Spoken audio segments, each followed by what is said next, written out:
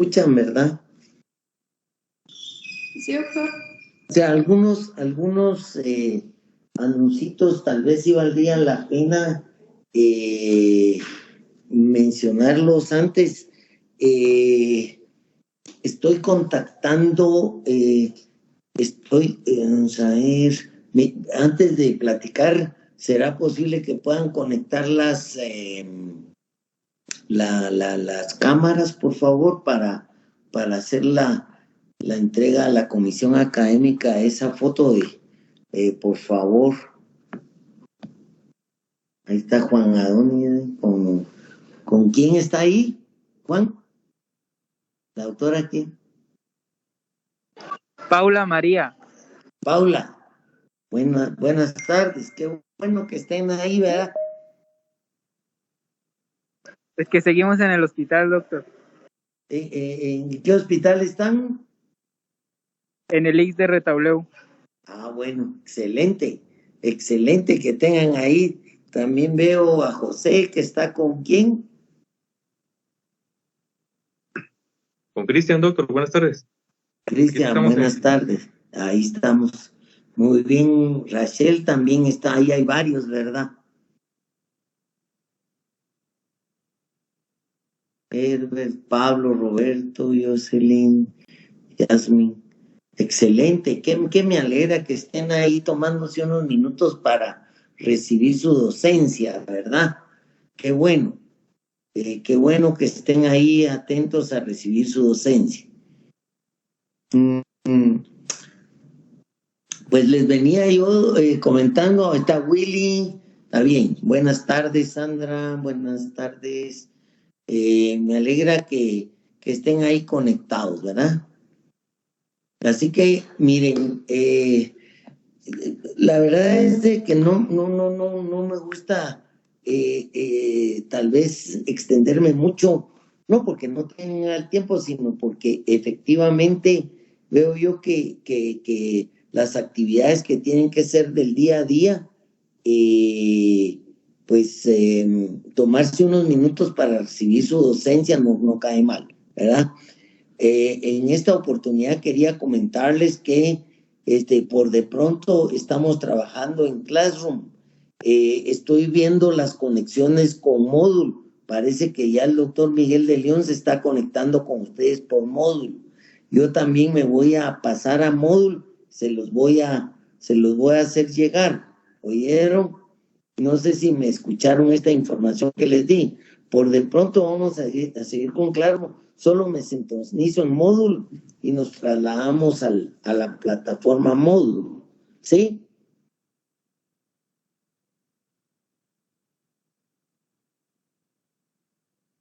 ¿Me entendieron lo que les dije? Sí, doctor. Perfecto. Entiendo que el doctor Miguel de León ya está en Moodle, ¿verdad?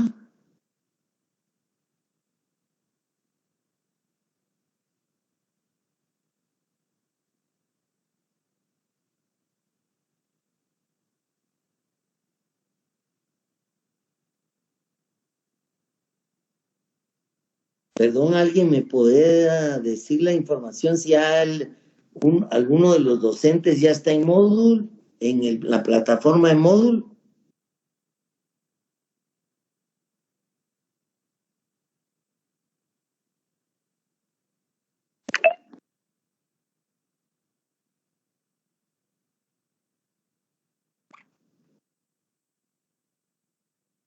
No sé si.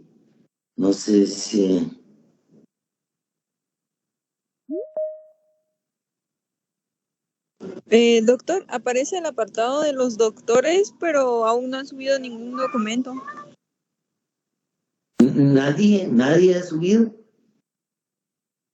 A mí no me aparece ninguno, solo el apartado de los profesores.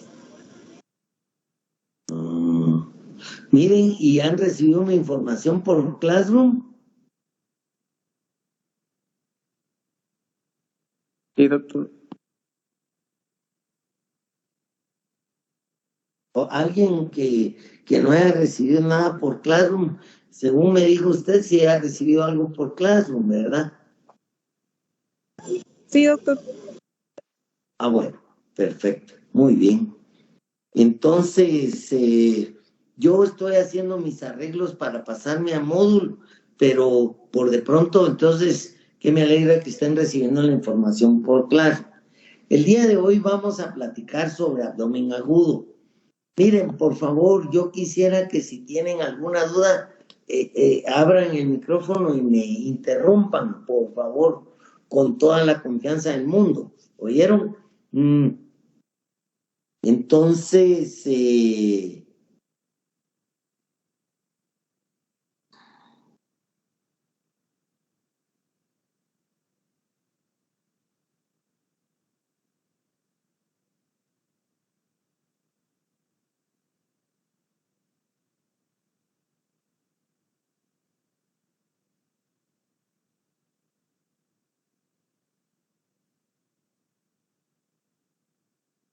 ¿me escuchan? ¿No se interrumpe por algunos momentos mi clase? No. No, doctor. No, doctor. Gracias, gracias. Entonces voy a tratar de auxiliarme con algunas diapositivas para sentirnos un tantito cómodos. Aquí son poquitas las diapositivas que necesito presentarles. En este caso, quiero hablarles sobre el dolor abdominal agudo. Siempre, por favor, revisar la pediatría de Nelson. Está el capítulo 332, 361 y 370. Tengo entendido que había una pequeña confusión ahí con respecto a la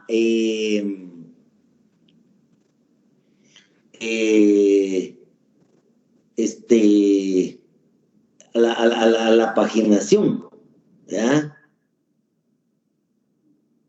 Pero bueno, ya aclaramos bien que esa es la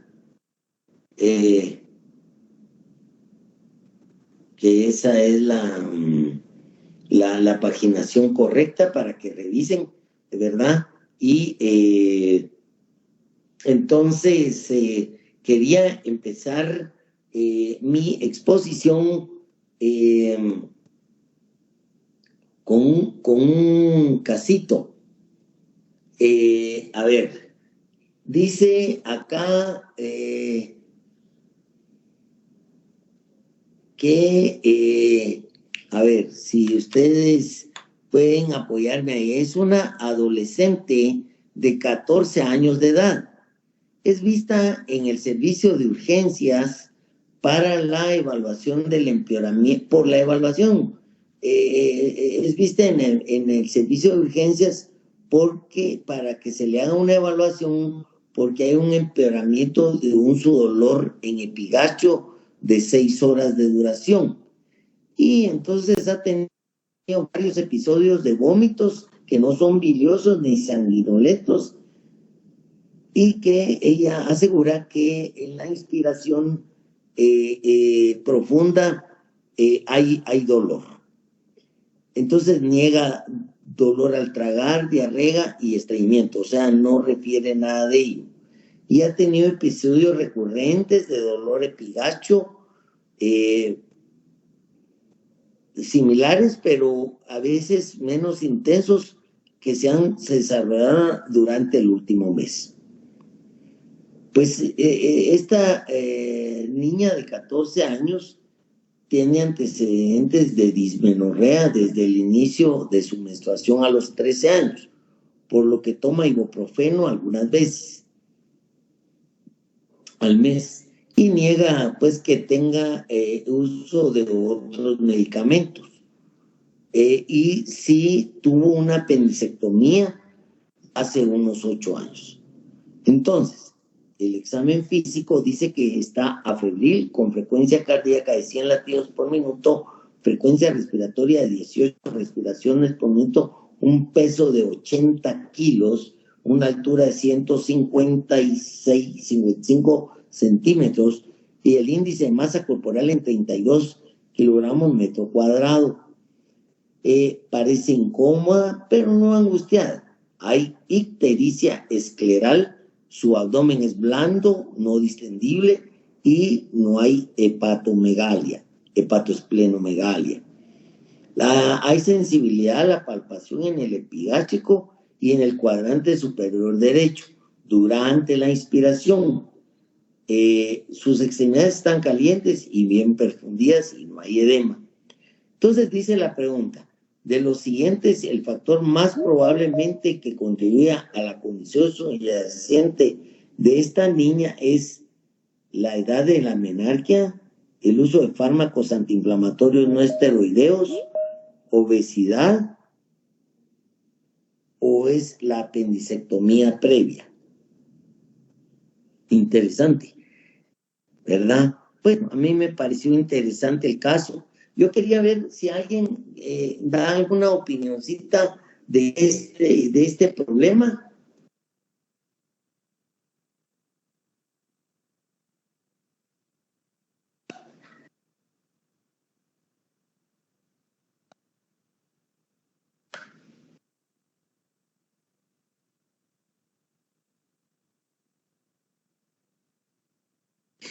¿Alguien quiere opinar sobre esta criatura que llegó a la emergencia con dolor abdominal?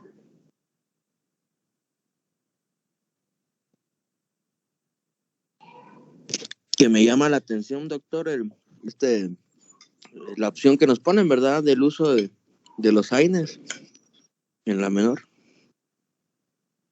Es muy buena su observación, muy buena su observación. O sea que usted, si tuviera esa pregunta de examen, hubiera puesto ibuprofeno. Sí, la verdad es que sí. No, está bien, está bien, está bien. Me gusta que realmente, y realmente está dentro de los diagnósticos diferenciales, ¿va usted? Pero, a ver, ¿alguien quiere comentar más? Es decir, si es Agnes su respuesta, no, pero si alguien tiene otra respuesta, me gustaría oírlo, ¿verdad?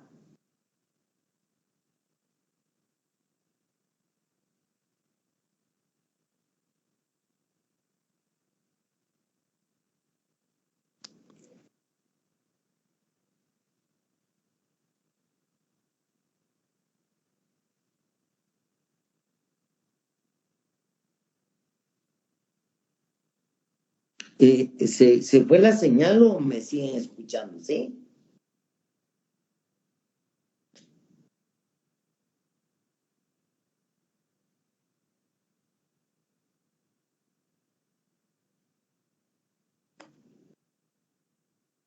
¿Alguien tiene otra respuesta?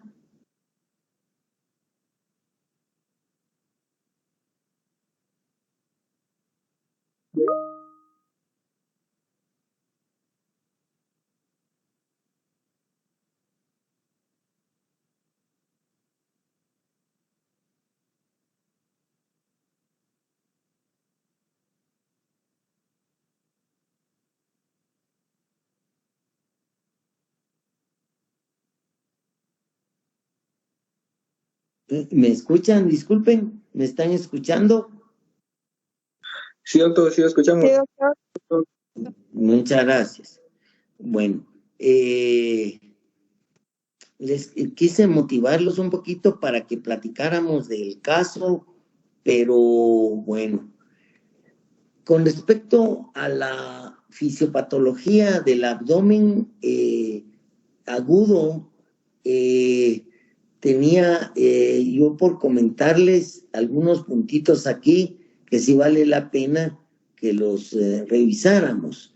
Y estos puntitos de la fisiopatología del abdomen agudo, en primer lugar, tal vez tomar en cuenta 3 categorías del dolor, ¿verdad? Que existe obviamente el dolor visceral, el dolor somático y el dolor referido. Entonces, cuando ustedes tengan un paciente en la emergencia o en la consulta médica el dolor abdominal, siempre desglósenlo si verdaderamente este dolor es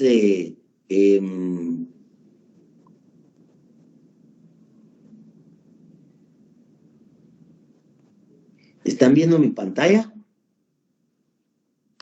Sí, Sí, doctor. doctor. Sí, doctor. Sí, doctor. Muchas gracias. Deben desglosarlo en 3 partes. El dolor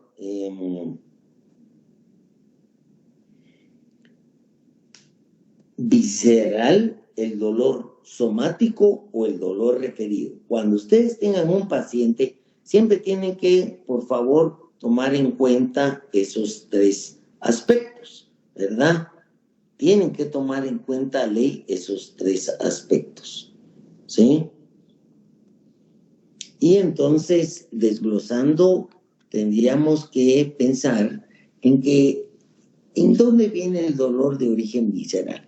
Suele ser sordo, se experimenta en el dermatoma del que deriva la inervación del órgano afectado, y por esta razón no se experimenta en el lugar del proceso patológico.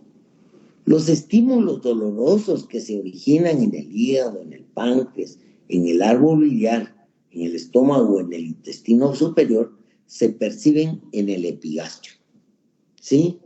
El dolor originado en la parte distal del intestino delgado, ciego, apéndice o el colon proximal se percibe en la región umbilical, y el dolor procedente del tercio distal del colon, tracto urinario o los órganos pélvicos se puede percibir en la zona suprapúbica. Entonces ustedes ya van entendiendo el dolor de origen visceral. El cambio en la localización del dolor es una indicación del diagnóstico. El dolor periumbilical de unas pocas horas de evolución localizado en la fosa ilíaca derecha indica apendicitis. La irradiación del dolor puede ser útil en el diagnóstico. En el cólico biliar, por ejemplo, el dolor irradia hacia el ángulo inferior de la escápula derecha. El dolor pancreático irradia a la espalda, y el dolor de un cólico renal irradia a la región inguinal del mismo lado. De tal manera, pues, que ya vamos viendo y entendiendo el dolor de origen visceral. Ahora entendamos el dolor de origen somático. Este es intenso y suele estar localizado. Cuando una víscera inflamada entra en contacto con un órgano somático como el peritoneo o la pared abdominal, el dolor se localiza en ese punto. La peritonitis da lugar a un dolor abdominal generalizado, asociado a rigidez, defensa involuntaria, dolorimiento del rebote e hiperestesia cutánea en exploración física. Es importante que cuando ese abdomen no se puede palpar ni el lado derecho, ni el lado izquierdo, ni de arriba, ni de abajo, y hay mucha defensa involuntaria, ¿verdad? Y ese famoso dolor de rebote, ¿verdad? Entonces ese ya es un dolor de tipo somático. Y finalmente el dolor referido, que obviamente a todos nosotros los que ejercemos y que vemos día a día pacientes, pues realmente nos mueven la silla. Esos dolores referidos que son de localización extraintestinal debido a las proyecciones centrales compartidas con la vía sensorial de la pared abdominal, ¿verdad? Y que se puede traducir como un dolor abdominal. La clásica neumonía, que es por el dolor pleural parietal, que es referido al abdomen. Esto evidentemente creo que nunca olviden esto. Yo creo que a todos nos ha pasado el dolor referido.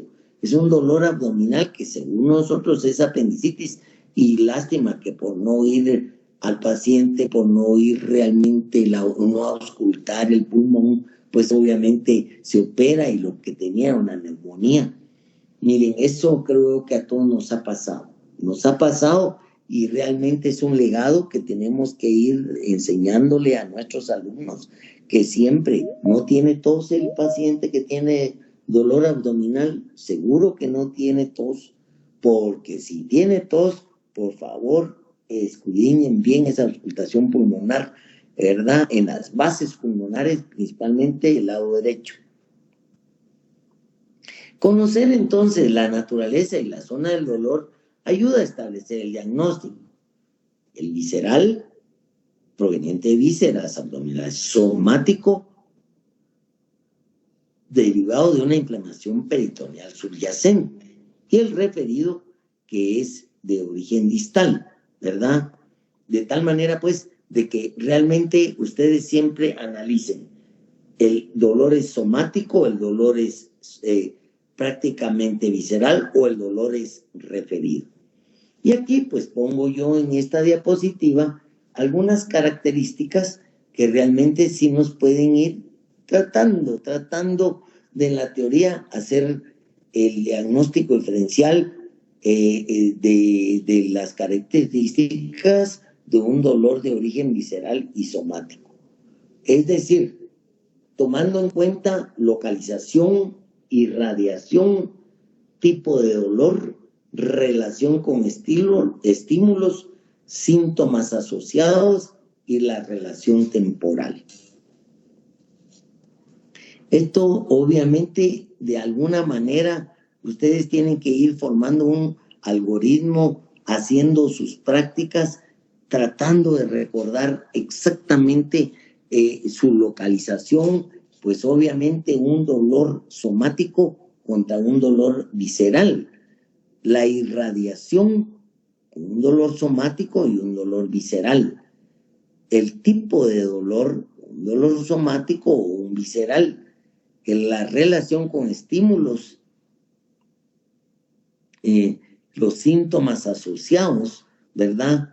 Y evidentemente la relación temporal, si es constante o intermitente, ¿verdad? Ahí, cuando ustedes revisen su pediatría en Nelson, en este interesante capítulo, pues ustedes, de los que yo les hablaba, pues definitivamente tienen ustedes que tomar en cuenta las características del dolor agudo, pediátrico, ¿verdad? Del tracto gastrointestinal. Entonces, no olvidar que cuando ustedes tengan un paciente con un dolor abdominal agudo, tienen ustedes que ver su localización, tienen que ver, aparte de su localización, su irradiación, su tipo de dolor, sus síntomas asociados y su relación temporal, si es constante o si es intermitente.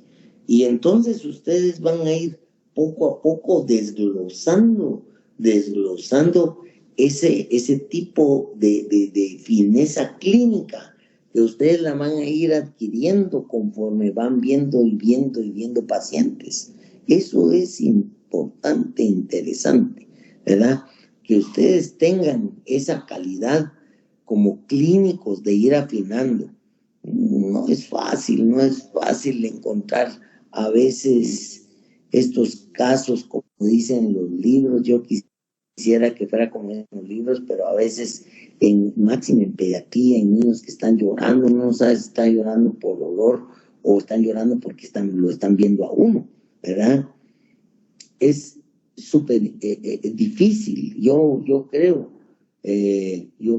que es de los desafíos más grandes cuando llegan los niños a la emergencia, y que ustedes tengan la paciencia y las habilidades muchas veces de entretener a los niños para que se logren examinar y luego lograr diferenciar si ese llanto es por dolor o es llanto porque están muy nerviositos en estar viendo al médico. Entonces, obviamente ustedes tienen que ir descifrando el inicio, cómo fue, si es súbito, ¿verdad? O es gradual, un dolor abdominal agudo por obstrucción. Puede ser agudo, pero es un tanto gradual. En cambio, una litiasis es un dolor agudo y súbito, indudablemente, súbito, ¿verdad?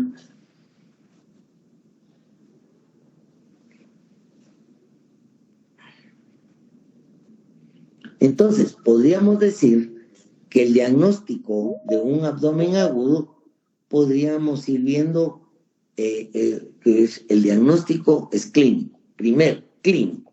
Ustedes dicen dolor somático, visceral, referido. Luego, los laboratorios. Los laboratorios siempre van a estar ahí. Y finalmente, imágenes, ¿verdad?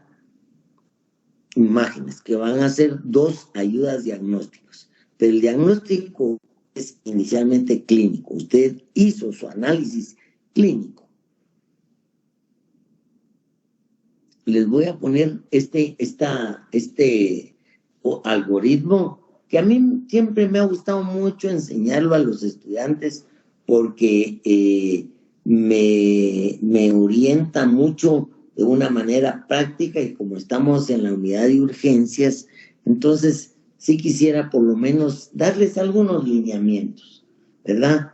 Este es el algoritmo que yo quisiera que le entraran un poquito. Dice, ¿tiene su paciente con dolor abdomen agudo? Sí. Realizarle una anamnesis, historia natural y progresión del dolor abdominal. Es de mucha ayuda en el inicio del diagnóstico.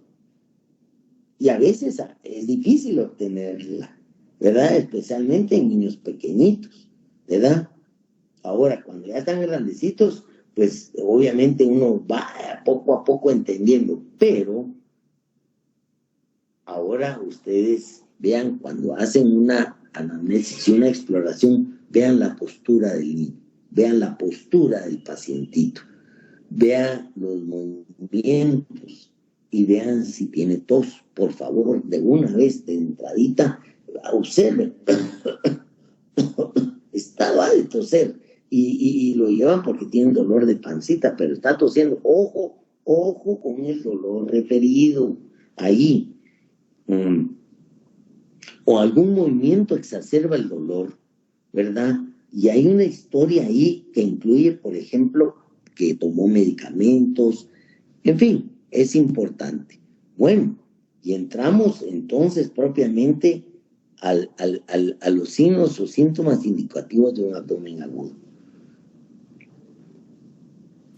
Si hablamos realmente de los criterios clínicos, ¿verdad? Del pacientito, es interesante porque ustedes van a ver que, pues obviamente hay algunos datos como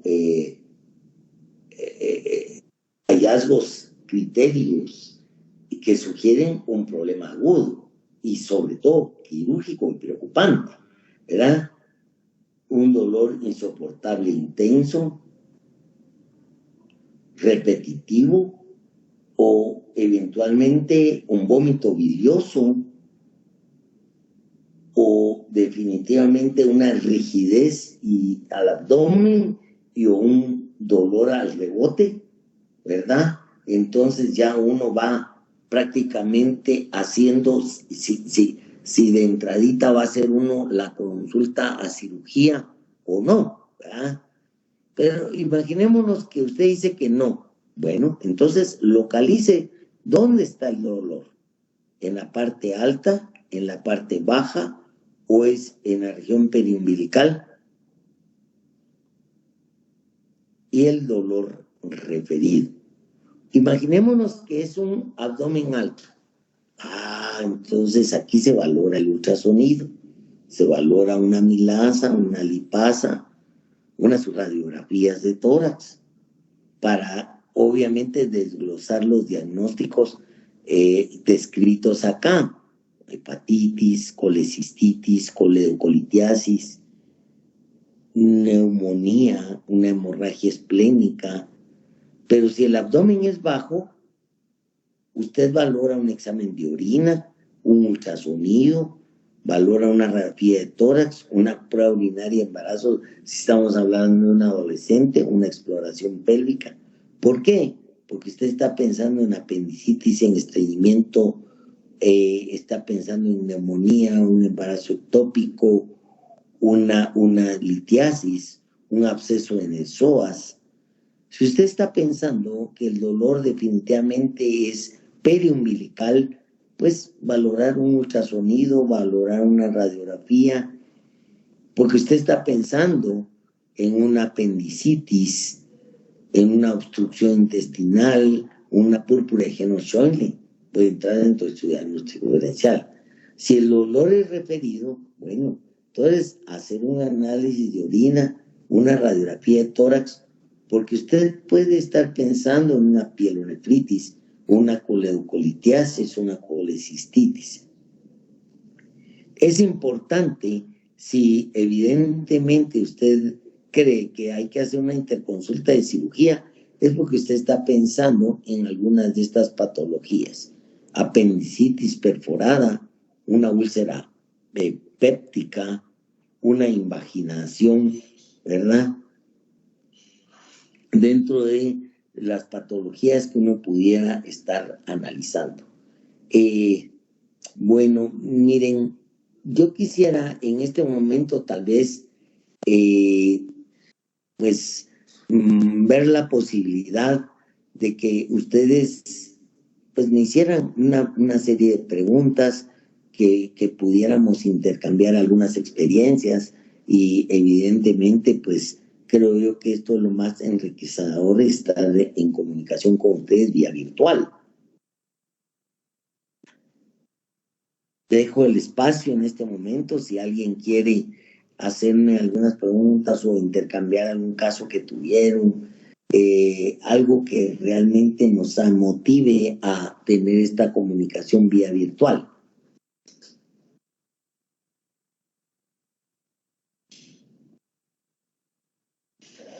Doctor, buenas tardes. Disculpe, con una pregunta. Sí. Fíjese que hace poco llegó un paciente y todo, y se le diagnosticó con Krupp, una laringotraqueobronquitis. ¿Cómo se diagnostica? ¿Cómo no? Bueno, mire, la característica no es el tema, pero por supuesto que es importante platicar de ello. Cuando yo di la clase de la evaluación cardiopulmonar rápida, les describía que hay en el patrón respiratorio, hay dos sonidos que ustedes nunca deben de confundir: el estridor y las sibilancias. Cuando el paciente tiene estridor inspiratorio, usted debe pensar en una obstrucción de la vía aérea alta, estridor. Entonces, no es lo mismo que el paciente esté y que se presente con un estridor que con sibilancia, porque el estridor está indicando una obstrucción de vía aérea alta. Es un estridor, vía alta. Ahora, cuando está en una sibilancia, tiene una obstrucción bronquial baja. O sea, una obstrucción de vía aérea baja, bronquial. Entonces hace... Ese paciente está en una sibilancia. Ese paciente tiene una obstrucción respiratoria baja. Entonces usted entradita, la primera causa del estridor en un lactante es Krupp, ¿verdad? Una obstrucción de la vía aérea. Clínicamente, usted diferencia entre un estridor y una sibilancia. Ese estridor.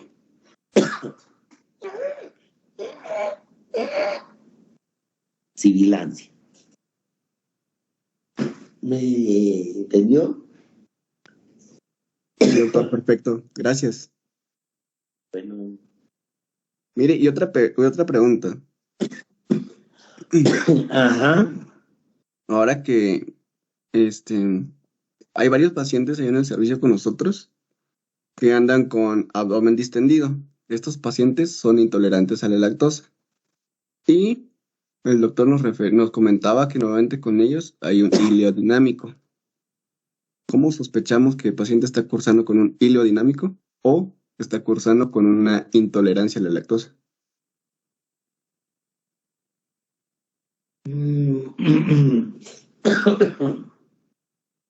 Para que le haya dado hilo dinámico, la primera causa es de que ya botó mucho potasio, ¿verdad? Entonces, al botar mucho potasio, el intestino está parado. El intestino y el hilo principalmente, que se afecta cuando bota mucho potasio. No necesariamente la intolerancia a la lactosa te va a dar hilo dinámico. Tuvo que haber pasado algunos escenarios antes, puede ser de que haya tenido diarreas profusas por intolerancia a la lactosa, y esto hizo que parara el intestino, el hilio.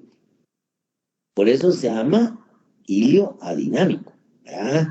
Entonces, para el intestino porque ha botado mucho potasio, ¿verdad? Acuérdense que el niño que bota potasio, los movimientos mioneuronales se paran, ¿verdad? Por eso es importante ver niveles de potasio. Ya cuando usted empieza a reponer el potasio, el paciente empieza y cede el hilo adinámico. Pero no todos los pacientes que tienen intolerancia a la lactosa tienen que tener hilo, ¿verdad? Porque la formación del intestino, de la intolerancia a la lactosa es de que evidentemente puede ser de que se distienda y empiece con diarrea, una diarrea tipo osmótico, ¿verdad? Entonces ahí empieza a perder líquido y empieza a bajar los niveles de potasio y el intestino empieza a pararse, o sea, el hilo empieza a pararse. Y ahí es donde existe el hilo adinámico, ¿verdad? Perfecto, doctor. Gracias. Bueno.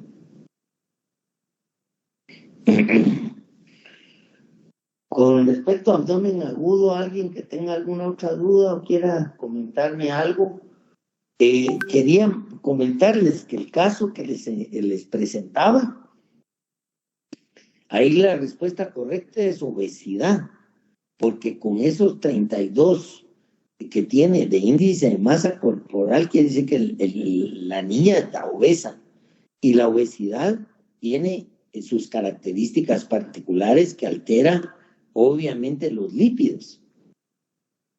Y la esclerótica que decía ahí en la historia, que la esclerótica estaba ictérica, la esclerótica estaba amarilla, obviamente, y tiene el signo de Murphy positivo, ustedes ya pasaron la cirugía. Entonces, ahí le está describiendo el signo de Murphy positivo, ¿verdad? Y entonces, obviamente, la obesidad hace de que esta criatura tenga una predisposición a tener una colecistitis y una coledocolitiasis, que era el caso de esta criatura, ¿verdad? Entonces, pero es importante que ya al grado académico que ustedes tienen que empezar a hacer diagnósticos diferenciales, y razonar mucho, porque ya no solo de pensar en una enfermedad. Por un caso, ustedes tienen que empezar por lo menos 3 enfermedades, e ir desglosando con cuál de ellas se queda. Pero ya al grado académico que ustedes tienen, sí ya tienen que hacer diagnósticos diferenciales. Ya tienen que, por cada características de signos y síntomas, por lo menos tienen que tener ustedes 3 enfermedades ahí, ¿verdad? En cada una de ellas, para que realmente ustedes empiecen a hacer lo que decimos en el calor médico, una gimnasia mental, ¿va? O una diarrea mental, para que evidentemente puedan ir desprendiendo ya prácticamente lo que han estudiado. Bien, no sé si, insisto, alguien tiene alguna duda, alguna pregunta de lo que hemos visto hoy.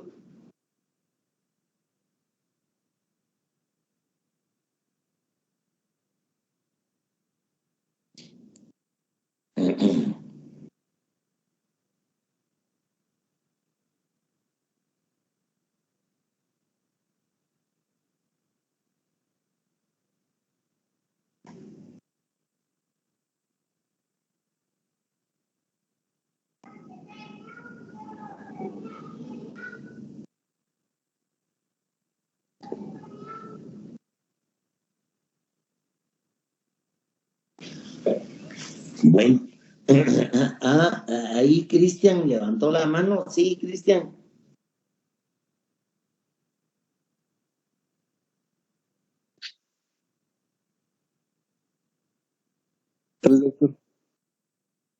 Sí, Cristian. Bueno, tal vez solo era para comentarle un caso de abdomen agudo. Justamente el día de ayer en la emergencia recibimos a una paciente femenina de 5 años de edad que consultaba por ya dolor abdominal de más o menos 15 días de evolución. Perdón. Pero la madre refería que ya había ido con un pediatra y el pediatra le dio, ella refiere que era antibiótico, pero fue únicamente por 2 tomas, una a la semana después de la otra.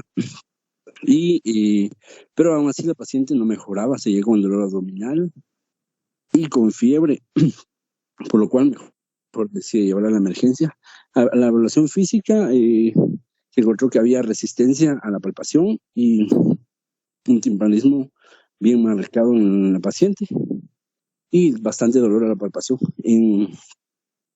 Entre todos los diagnósticos pensamos en una hepatomegalia, en una ITU también y en una apendicitis. Mire, y ese dolor, como usted dice, que de 5 años, ¿verdad? Ajá. Y ese dolor no lograban diferenciar si es un dolor alto, un dolor bajo o un dolor en la región periumbilical. Sí, mayormente la nena señaló porque le pedimos que nos señalara dónde tenía más dolor. Al principio nos señalaba todo su abdomen y el abdomen se notaba distendido, ya no podíamos delimitar en un principio si era en la región alta o en la región baja, hasta que la nena nos refirió que era periumbilical. No lograba por esa ruta lograr desglosar, es que es difícil, yo lo entiendo. Y ahora no lograba usted demostrar si era un dolor somático, visceral o referido, tampoco. No, tampoco, porque ya había bastante resistencia, el abdomen era como un abdomen agudo, abdomen en tabla, ya estaba tenía bastante resistencia a la palpación, doctor. Sí, por lo cual, sí. La cirugía le sacaron una radiografía, le sacaron varias radiografías, entre ellas fue una translateral y al final fue paciente. No terminé de saber más de la paciente porque fue paciente para cirugía, porque ellos dijeron que sí era un apéndice perforado, pero ya se había plasmado. ¿Cómo no? Bueno, mire, sí, efectivamente ese abdomen ya estaba, si me permite, le puedo enseñar porque nos ilustra lo que, pues sí, lo que usted estaba comentando,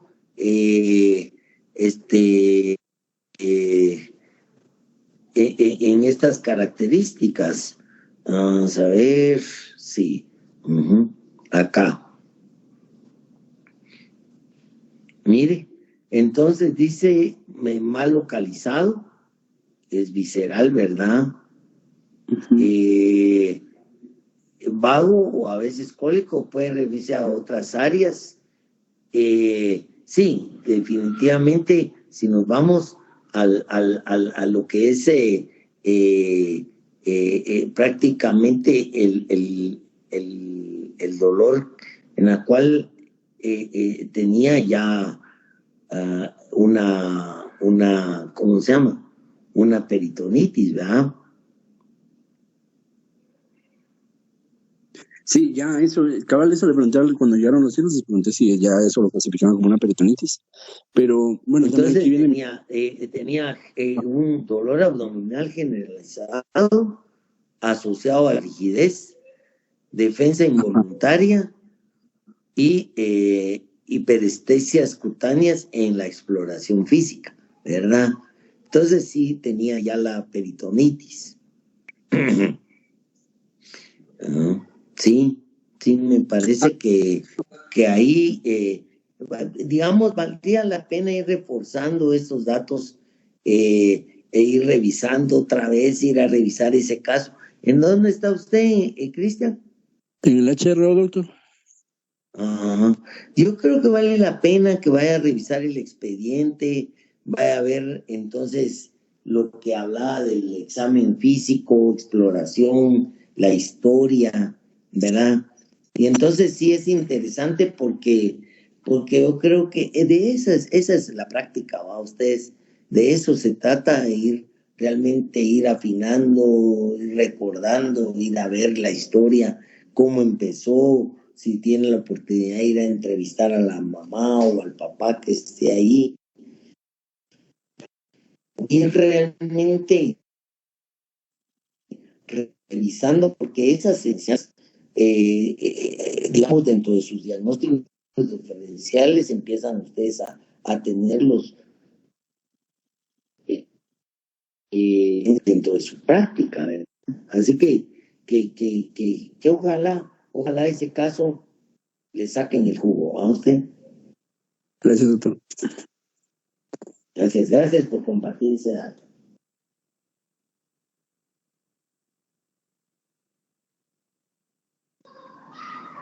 Muy bien.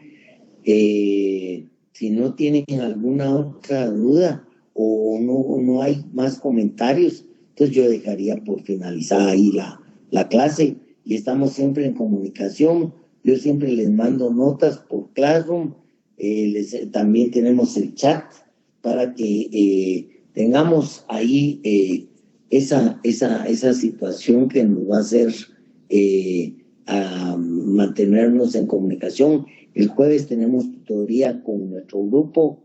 Aileen, perdone, Stephanie, ¿sí?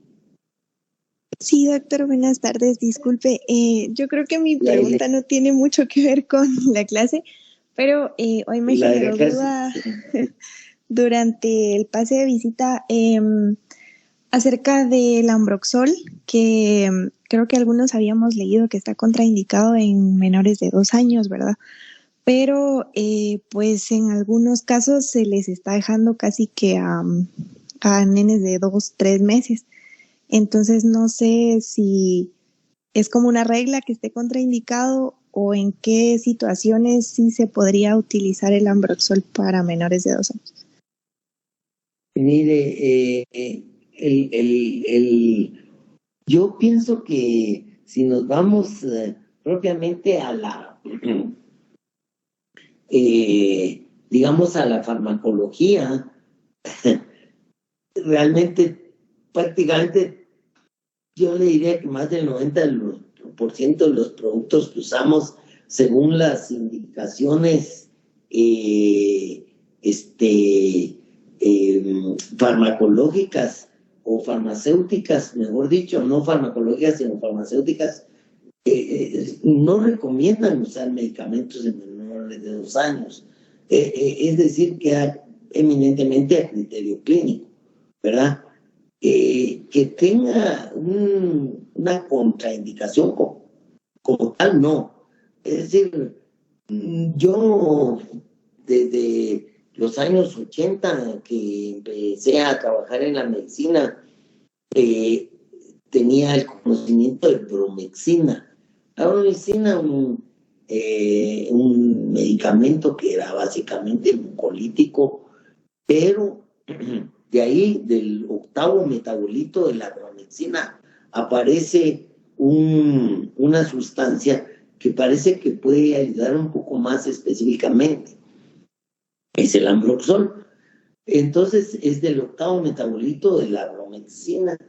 Y luego entonces empiezan a trabajar la Ambroxol en inhalaciones, en jarabe, en la avena, para poder realmente desprender esas secreciones de los bronquios.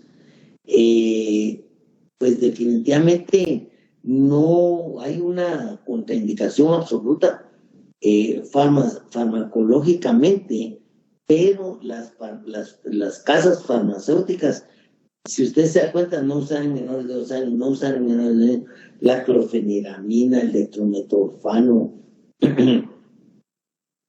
el Ambroxol, bromexinas, todo ello, ¿verdad? Está, según las casas farmacéuticas, no debe usarse menores de 2 años. La verdad es de que pues se habla de que el expectorante en niños muy chiquitos no funciona porque el niño no expectora, ¿verdad? Entonces, como tal, no funciona, ¿verdad? Funciona más un poco de solución salina, funciona un poquito más las nebulizaciones con solución salina, un poquito de quimioterapia y aspiración de las secreciones, ¿verdad? De tal manera, pues, de que desde el punto de vista farmacológico no hay contraindicaciones, pero desde el punto de vista farmacéutico, o sea, las casas médicas, sí se cubren las espaldas, indicando que no se debe usar a menores de 2 años. Entonces, creo yo, y los invitaría a revisar la farmacología de Goodman y Gilman, en donde cuál es la función y para qué va a usar, porque la pregunta aquí sería, ¿para qué va a usar usted el Ambroxol en un niño menor de 2 años? O sea, ¿cuál sería la indicación de usarla? ¿Me podría decir, digamos, cuál sería el caso específico en el cual usted quiere usarlo? Sí, por ejemplo, la paciente que están usando Ambroxol es una paciente de 3 meses que tiene neumonía, pero empezó como con tos casi que durante toda la mañana. Incluso podían sospechar de tos ferina y por eso le pusieron Ambroxol y acitromicina. Sí, mire, sí son decisiones clínicas, pero que evidentemente pues son como ensayos o, estrategias terapéuticas que usamos muchas veces los pediatras. Yo sería la opinión de no, digamos, no decirle, mire, está contraindicado, pero sí, digamos, que cada pediatra o cada médico que se dedica a ver niños, el hecho de dejar Ambroxol, ¿cuál sería su objetivo? Por ejemplo, no, doctor, es que es para tratar la tosferina. Entonces usted va a leer tosferina y ahí dice que no hay que usar Ambroxol, ¿va? ¿Me entiende? Pero es válido una estrategia terapéutica de algún pediatra clínico, ¿verdad? Que él diga, bueno, dejémosle esto, ¿verdad? Tienen que tomarlo con algún criterio, pero que evidentemente yo les puedo decir que dice el libro que para la tosferina uno de los manejos es Ambroxol, no, porque usted sabe que esa tos de la tosferina no se le va a quitar aunque le eche un galón de Ambroxol al niño, ¿verdad? Pero, ¿cuál es, en qué se inspira el médico pediatra en dejarle Ambroxol a ese paciente o en dejarle bromexina, ¿verdad? Digamos, ¿cuál sería su pensamiento? ¿Cuál sería su inspiración clínica en dejar ese tipo de medicamentos? Yo creo que con el tiempo no debo de decirle a los estudiantes, eso nunca lo usen, porque todos lo usamos. Pero el punto es que lo más sensato sea que cuando yo uso Ambroxol, sepa cómo actúa. Y dos, cuál es la inspiración clínica que a mí me hace darle el Ambroxol. Porque el mejor fluidificante, si usted lee, es el agua. No hay mejor fluidificante que el agua, ¿verdad? Pero se inspira el médico en dejar Ambroxol ¿Cuál es su inspiración? ¿Qué hace el ambroxol en los bronquios? ¿Qué hace el ambroxol en la vía aérea?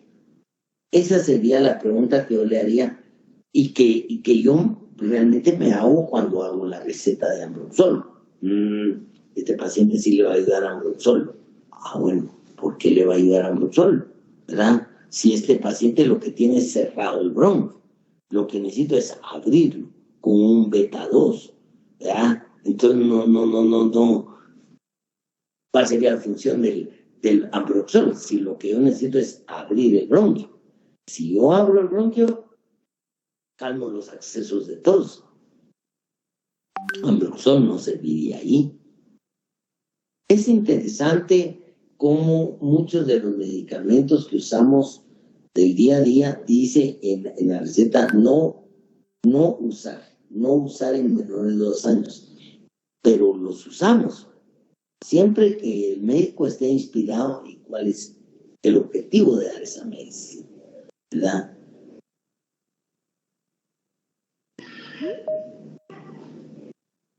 Muchas gracias, doctor. Bueno, espero no la haya confundido. No, doctor, muchas gracias. Bueno, para servir. Bueno, sí, yo creo que esto